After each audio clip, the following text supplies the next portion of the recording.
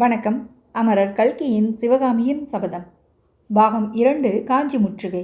அத்தியாயம் 11, பயங்கொள்ளி பல்லவன். சிவகாமி நிறுத்தமாடிய போது சுய உணர்வுடன் இருந்தவர் ஒருவர் நல்ல வேளையாக அங்கே இருந்தார். அவர் பிஷு நாகநந்திதான் என்று சொல்ல வேண்டியதில்லை. போதும் ஆயனரே, ஆட்டத்தை நிறுத்துங்கள்.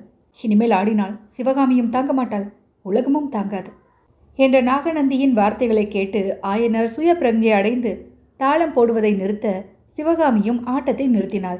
புத்தபிக்ஷு கூறினார், ஆயனரே, நீர் எத்தகைய துரோகம் செய்து கொண்டிருக்கிறீர்? இப்படிப்பட்ட தெய்வீகமான கலையை இந்த நடுவு காட்டிலே ஒழித்து வைத்துக் கொண்டிருக்கலாமா? ஹுலோபி ஒருவன் தனக்கு கிடைத்த மதிப்பில்லாத ரத்தினத்தை பெட்டிக்குள்ளே பூட்டி வைத்திருப்பது போலல்லவா இருக்கிறது நீர் செய்யும் காரியம்? தீபத்தை ஏற்றி நடுக்கூடத்தில் வைக்க வேண்டும். அப்படியின்றி மூளை முடுக்கிலே வைத்து துணியை போட்டு மூடினால் தீபம் அணைந்து போவதுடன் துணியும் அல்லவா எரிந்து போகும். உலகம் பார்த்து பிரமிக்கும்படியான கலைச்செல்வம் உமது குமாரியிடம் இருக்கிறது. அதை பார்த்து ஆனந்திக்க உலகமும் காத்திருக்கிறது. நான் சொல்கிறதை சற்று செவி கொடுத்து கேளுங்கள். என்னுடன் கிளம்பி வாருங்கள். தில்லை பதிக்கப் போவோம். அங்கே பரமசிவனுக்கு போட்டியாக பார்வதி ஆடியது போல் சிவகாமியும் ஆடட்டும். ஆனால் பார்வதியைப் போல் சிவகாமி நடன போட்டியில் தோற்க மாட்டாள். எடுத்த எடுப்பிலேயே நடராஜர் தோற்று போவார். அவருடைய தூக்கிய திருவடியை பூமியின் மேல் வைத்து இலைப்பார்வார். தில்லையிலிருந்து நாகைப்பட்டினத்துக்கு போகலாம். நாகைப்பட்டினத்திலே புத்த பிஷுக்களின் மகா சங்கம் கூட போகிறது. இந்த கூட்டத்துக்காக கன்னியாகுப்சத்திலிருந்தும் காசியிலிருந்தும் கயையிலிருந்தும் கடல்களுக்கு அப்பாலுள்ள சாவகத்தீவிலிருந்தும் சீன தேசத்திலிருந்தும் பௌத்தர்கள் வருகிறார்கள். உலகத்தின் நாலா பக்கங்களில் இருந்தும் சிற்ப கலைஞர்களும் இசை வல்லவர்களும் நடன சாஸ்திர மேதைகளும் நாகைப்பட்டினத்தில் கூடுகிறார்கள். அந்த மகா சங்கத்திலே உங்கள் புதல்வி நடனமாடட்டும். அவளுடைய புகழும் அவளை பெற்ற உம்முடைய புகழும் உலகமெல்லாம் பரவட்டும். நாகைப்பட்டினத்திலிருந்து உறையூருக்கு போவோம். உறையூர் சோழர்கள் இன்று தாழ்வடைந்து பல்லவர்களுக்கு கப்பம் செலுத்தும் சிற்றரசர்களாக இருக்கிறார்கள். இருந்தாலும் பூர்வீக பெருமையுடையவர்கள், கலைகளில் அபார பற்றுடையவர்கள். பார்த்திபன் என்னும் சோழ ராஜகுமாரன் அங்கே இருக்கிறான். சித்திரக்கலையில் தேர்ந்தவன். சிவகாமியின் நடனத்தை பார்த்தால் அவனுடைய ஆனந்தத்துக்கு அளவே இராது. பின்னர் அங்கிருந்து கிளம்புவோம். சித்தர்வாசமலையின் சித்திர விசித்திரங்களை சிவகாமிக்கு காட்டிவிட்டு மதுரை மாநகருக்கு செல்வோம். அங்கே மாரவர்ம பாண்டியன் சமீபத்திலே தான் காலமாகி அவன் மகன் சடையவர்மன் பட்டத்துக்கு வந்திருக்கிறான். சடையவர்மன் மகா ரசிகன். சடையவர்மன் மட்டும் சிவகாமியின் நடனத்தை பார்த்து விட்டால் உங்களை இந்த அரண்ய வீட்டிலே இப்படி நிர்கதியாக விட்டிருப்பானா? மதுரை நகரிலுள்ள மாட மாளிகைக்குள்ளே மிக உன்னதமான மாளிகை எதுவோ அதிலே அல்லவா உங்கள் இருவரையும் வைத்து போற்றுவான்.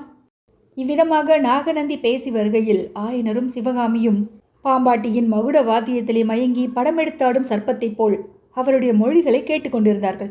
கடைசியில், என்ன சொல்கிறீர் ஆயனரே என்று நாகநந்தி கூறி நிறுத்திய போது ஆயனருக்கு உண்மையில் இன்னது சொல்வதென்றே தெரியவில்லை. அவருடைய மனதில் சக்கரவர்த்தியின் கட்டளைக்கும் நாகநந்தியின் யோசனைக்கும் வெகு பொருத்தமாயிருக்கிறதே என்ற எண்ணம் தோன்றிக் கொண்டிருந்தது. இருந்தாலும் காரணம் தெரியாத ஒருவித தயக்கமும் உண்டாயிற்று. எனவே நான் என்ன சொல்வது? சிவகாமியைத்தான் கேட்க வேண்டும் என்று சொல்லி சிவகாமியை நோக்கினார். சிவகாமிக்கோ சிதம்பரத்தையும் நாகைப்பட்டினத்தையும் உறையூரையும் மதுரையையும் பற்றி கேட்டபோது அங்கெல்லாம் அவள் போவது போலவும் பல்லாயிரக்கணக்கான மக்களின் முன்னே ஆடுவது போலவும் அவர்களுடைய பாராட்டுதலை பெற்று மகிழ்வது போலவும் மனக்கண் முன்னால் தோன்றிக்கொண்டே வந்தது. ஆனால் அவள் மனதிலும் ஒரு தடை, இன்னதென்று விளங்காத ஏதோ ஒரு சந்தேகம் குறுக்கிட்டு கொண்டே இருந்தது. எனவே ஆயனர் மேற்கண்டவாறு கேட்டதும் சிவகாமியை சற்று யோசித்து, எனக்கென்ன தெரியுமாப்பா, உங்களுக்கு எது உசிதமாக தோன்றுகிறதோ அப்படி செய்யுங்கள் என்றாள். அப்போது நாகநந்தி, ஆமாயினரே, உம்முடைய காலம் எவ்விதம் போய்கொண்டிருக்கிறது?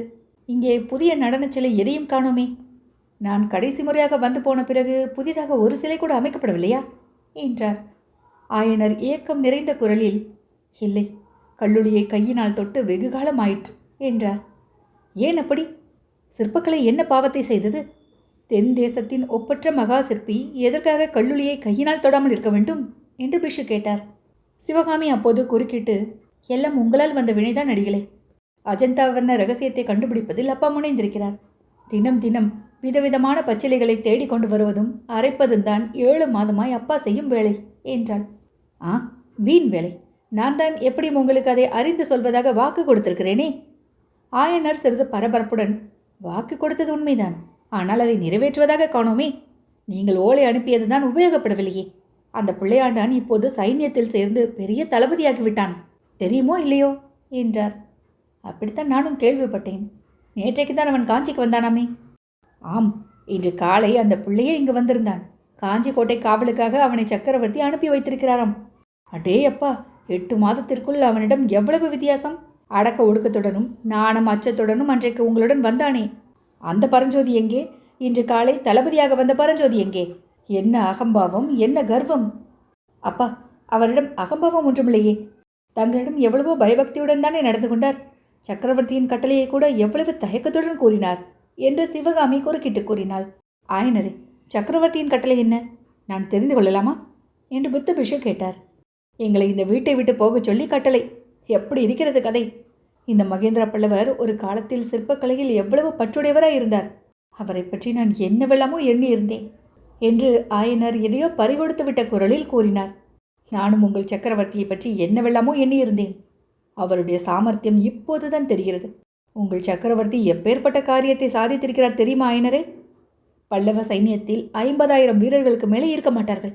இந்த அற்ப சைன்யத்தை வைத்துக்கொண்டு கடல் போன்ற வாதாபி சைன்யத்தை 8 மாதத்துக்கு மேலாக வடபண்ணை கரையிலேயே நிறுத்தி வைத்திருக்கிறார். மகேந்திர பல்லவர் வெகு கெட்டிக்காரர் ஆயனரே, வெகு கெட்டிக்காரர். இருக்கட்டும், பரஞ்சோதி தான் போன காரியத்தை பற்றி என்ன சொன்னான்? ஓலையை என்ன செய்தானாம்? அதை பற்றி நீங்கள் ஒன்றும் கேட்கவில்லையா? கேட்காமல் என்ன? பாவம், அந்த பிள்ளைக்கு வழியிலேயே பெரிய விபத்து நேர்ந்து விட்டதாம். சலுக்க வீரர்கள் அவனை பிடித்து கொண்டு விட்டார்களாம். எப்படியோ பையன் சலுக்க வீரர்களிடமிருந்து தப்பித்து வந்து விட்டானாம். நல்ல வேளையாக சிறைப்பிடிக்கப்பட்டதும் ஓலையை மலை பள்ளத்தாக்கில் ஓடிய அருவியிலே எறிந்து விட்டானாம். புத்திசாலி பையன், புத்திசாலி, அதோடு அதிர்ஷ்டசாலி. முதலில் சாலை ஓரத்தில் அவன் படுத்து தூங்கிக் கொண்டிருந்த போது பார்த்த உடனேயே இவன் மிக அதிர்ஷ்டசாலியாவன் என்று எனக்கு தெரிந்து போயிற்று. ஆனால் நான் அவனுக்கு எதிர்பார்த்த அதிர்ஷ்டம் வேறு.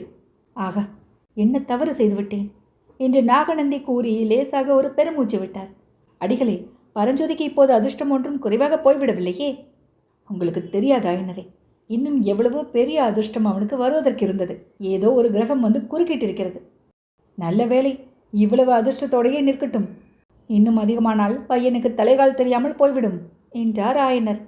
அஜந்தா வர்ண ரகசியத்தை அறிந்து கொள்ளாமல் வந்ததில் பரஞ்சோதியின் மேல் அவருக்கு மிக்க வெறுப்பு உண்டாகி இருந்தது. சிவகாமி குறுக்கிட்டு, அப்பாப்பா, ஒரு செய்தி கேட்டீர்களா? மகேந்திர சக்கரவர்த்தி ஒருவேளை பல்லவராஜ்யம் மாமல்லருக்கு இல்லை என்று சொல்லிவிட்டு பரஞ்சோதிக்கு கொடுத்தாலும் கொடுத்து விடுவாராம். ஜனங்கள் அப்படி பேசிக்கொள்வதாக சாரதி கண்ணபிரான் சொன்னார் என்று கூறிவிட்டு கன்னங்கள் குழிய கலகலவென்று சிரித்தாள். யார்? கண்ணபிரானா? அவன் கிடைக்கிறான் பைத்தியக்காரன். இப்படித்தான் ஏதாவது உளர்வான் என்றார் ஆயனர். அப்போது நாகநந்தி, இல்லை ஆயனரே, இல்லை. சாரதி கண்ணபிரான் சொன்னது அப்படி ஒன்றும் உளறல் இல்லை. அவன் சொன்னபடி நடந்தால் அதில் எனக்கு வியப்பும் இராது. காஞ்சி சிங்காதனத்தில் பயங்கொள்ளி பல்லவனை வைத்து பட்டம் கட்டுவதை காட்டிலும் பரஞ்சோதிக்கு ராஜ்யத்தை கொடுப்பதே வீர மகேந்திர பல்லவருக்கு உகப்பாயிருக்கும் என்றார். அத்தியாயம் 12. உள்ள புயல். எதிர்பாராத நேரத்தில் வானத்திலிருந்து ஒரு மின்னல் பாய்ந்து வந்து மண்டையை பீறிக்கொண்டு தேகத்துக்குள் பாய்வது போன்ற உணர்ச்சி பயங்கொள்ளி பல்லவன் என்ற சொற்களை கேட்டதும் சிவகாமிக்கு ஏற்பட்டது. ஆயனரும் திடுக்கிட்டவராய், அடிகளே, என்ன சொல்கிறீர்கள்? பயங்கொள்ளி பல்லவன் யார் என்று கேட்டார். பயங்கொள்ளி பல்லவனை பற்றி உலகமெல்லாம் அறியுமே. நாடு நகரமெல்லாம் பேச்சாயிருக்கிறதே. உங்களுக்கு தெரியாதா? ஆனால் நீங்கள் காட்டுக்குள்ளே இருக்கிறீர்கள், உங்களுக்கு தெரியாதுதான் என்றார் பிக்ஷு. என்ன தெரியாது? யாரை பற்றி உலகம் என்ன சொல்கிறது? ஒரே மர்மமாயிருக்கிறதே என்றார் ஆயனர். ஒரு மர்மமும் இல்லை. உலகமெல்லாம் தெரிந்த விஷயத்தை உங்களுக்கு நான் சொன்னால்தான் என்ன? மாமல்லன் என்று பட்டப்பெயர் பெற்ற குமார சக்கரவர்த்தி நரசிம்ம பல்லவனை பற்றி தான் சொல்கிறேன். அவன் பெரிய கோழை பயங்கொள்ளி என்பது உலக பிரசித்தமாயிற்று. முதலில் வாதாபி சைன்யம் படையெடுத்து விட்டது என்று கேள்விப்பட்டதுமே மாமல்லனுக்கு உடம்பெல்லாம் நடுக்கமடைந்து மயங்கி விழுந்து விட்டானாம். அதுவும் அந்த சமயத்தில் அவன் அரண்மனை அந்தப்புறத்து மாதர்களுக்கு மத்தியில் இருந்தானாம். சக்கரவர்த்திக்கு மானமே போய்விட்டதாம். ஆயனரே, மாமல்லனை ஏன் சக்கரவர்த்தி யுத்த களத்துக்கு அழைத்து போகவில்லை என்று நீர் கேள்விப்படவில்லையா? ஏன் காஞ்சி கோட்டைக்கு வெளியிலே மாமல்லன் வரக்கூடாது என்று திட்டம் செய்துவிட்டு மகேந்திர பல்லவர் போர்க்களம் போனார் என்று நீர் கேள்விப்படவில்லையா? ஓ பொல்லாத பிஷுவே, எப்பேற்பட்ட அவதூறு சொல்கிறீர்? எம்மாதிரி அபச்சாரம் பேசுகிறீர்? 18 வயதுக்குள் தென்னாட்டில் உள்ள பிரசித்தி பெற்ற மல்லர்களையெல்லாம் வென்று மகாமல்லன் என்று பட்டம் பெற்ற மகா வீரனை பற்றி இவ்விதம் சொல்ல உமக்கு நாக்கு கூசவில்லையா என்று ஆயனர் சற்று ஆத்திரத்துடனேயே கேட்டார். மகா சிற்பியே, தங்களுக்கு இந்த விஷயமெல்லாம் தெரியாதென்பது எனக்கு தெரியாது. பெரிய இடத்து சமாச்சாரம், நமக்கென்ன கவலை? ஆனாலும் என் வார்த்தையில் நீங்கள் அவநம்பிக்கை கொள்வதால் சொல்கிறேன். அந்த மகாமல்லன் பட்டமெல்லாம் வெறும் கதை. நரசிம்மவர்மனோடு போரிட்ட மல்லர்களுக்கெல்லாம் முன்னாலேயே கட்டளையிடப்பட்டிருந்தது, சீக்கிரத்தில் தோற்று போய்விட வேண்டும் என்று. இப்படியெல்லாம் செய்தாலாவது பிள்ளைக்கு வீரமும் தைரியமும் வராதா என்று சக்கரவர்த்தி பார்த்தார். பாவம், பலிக்கவில்லை. யுத்தம் என்று வந்ததும் நடுங்கி போய்விட்டான். சாக்சாத் உத்தரகுமாரனுடைய அவதாரந்தானாம் நரசிம்மவர்மன்.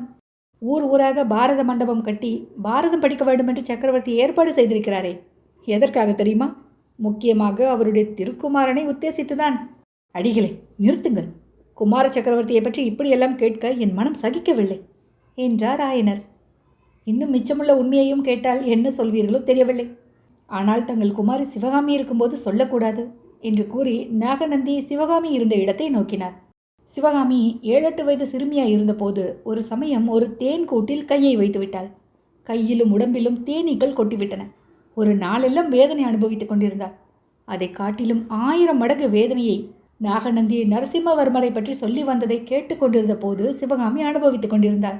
விஷுவின் வார்த்தை ஒவ்வொன்றும் பழுக்க காய்ச்சிய ஈயத்துளியைப் போல் அவள் காதில் விழுந்து கொண்டே இருந்தது. விஷு உங்கள் குமாரி இருக்கும்போது சொல்லக்கூடாத விஷயங்கள் என்று கூறியதும் இதுதான் சமயம் என்று சிவகாமி சட்டென்று எழுந்திருந்தாள். அவர்கள் பக்கமே பாராமல் நடந்து வீட்டின் 2ஆம் கட்டுக்குள் பிரவேசித்தாள். சிவகாமியின் செம்பஞ்சு ஊட்டிய பாதங்களை கதவின் அடியிலிருந்த இடைவெளியில் புத்தபிக்ஷு பார்த்துவிட்டு கொஞ்சம் உரத்த குரலில் சொன்னார். ஆயனரே, உமது குமாரி சிறந்த கலைவாணி மட்டுமல்ல, ரொம்பவும் இங்கீதம் தெரிந்தவள்.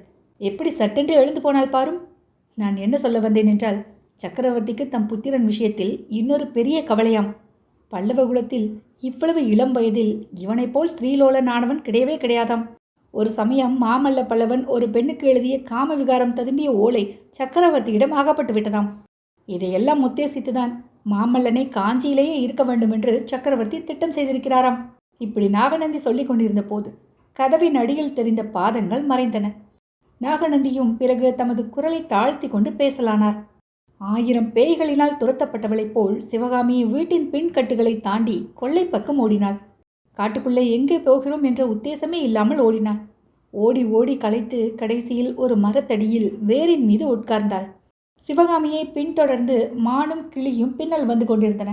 அவற்றை அவள் கவனிக்கவே இல்லை. மரத்தடியில் உட்கார்ந்து சிறிது நேரத்திற்கு பிறகு ரதி அருகில் வந்து மெதுவாக தன் முகத்தை அவள் கரத்தின் மீது வைத்தது. சிவகாமி அதை ஒரு தள்ளு தள்ளி, சி தரித்திரமே, வீடை ஒளிந்து போ என்று கத்தினாள். சந்தர்ப்பம் தெரியாத அசட்டு சுகரிஷி மாமல்லா மாமல்லா என்றது. சிவகாமி கையை ஓங்கி சனியனே மூதேவி என்று அதை அடிக்கப் போனாள். கிளி இறகுகளை அடித்து கொண்டு அவளிடம் அகப்படாமல் தப்பி சென்றது. திடீரென்று தாமரை குளக்கரையில் மகிழமர பொந்தில் இருந்த ஓலைகளின் நினைவு வந்தது. அந்த ஓலைகளை உடனே எடுத்து நெருப்பிலை போட்டு எரித்து சாம்பலாக்கிவிட வேண்டுமென்று நினைத்து தாமரை குளத்தை நோக்கி ஓடினாள். அதி சீக்கிரத்தில் குளக்கரையை அடைந்து உட்காரும் பலகையின் மீது காலை வைத்து ஏறி மரப்பொந்திலே கையை விட்டாள். ஐயோ, அந்த பொந்திலே ஏதாவது நாகசர்ப்பம் இருந்து அவள் கரத்தை தீண்டிவிட்டதா என்ன? அவள் முகத்திலே ஏன் அவ்வளவு பயங்கரம்? கையை ஏன் அவ்வளவு அவசரமாக வெளியில் எடுத்தாள்? இன்னும் கொஞ்சம் மேலே கிளம்பி பொந்திற்குள்ளே உற்று பார்க்கிறாளே, ஏன்? அந்த பொந்து வெறுமையாய் சூன்யமாய் இருந்ததுதான் காரணம். காலையில் அந்த பொந்தில் இருந்த ஓலைகள் எங்கே போயிருக்கும்? சிவகாமி அந்த மகிழ மரத்தை ஓடி அடைந்த அதே சமயத்தில் தாமரை குளத்தின் எதிர்கரையிலிருந்த காட்டில் புத்தபிக்ஷ விரைந்து வந்து கொண்டிருந்தார். மரப்பொந்தில் அவள் கையை விட்டு வெறுங்கையை வெளியில் எடுத்ததை அவர் பார்த்தார். அப்போது சிவகாமியின் முகத்தில் தோன்றிய வியப்பும் பயமும் விஷுவுக்கும் எல்லையற்ற ஆச்சரியத்தை உண்டாக்கியது என்பது அவருடைய முகக்குறியினால் தெரிய வந்தது. நன்றி.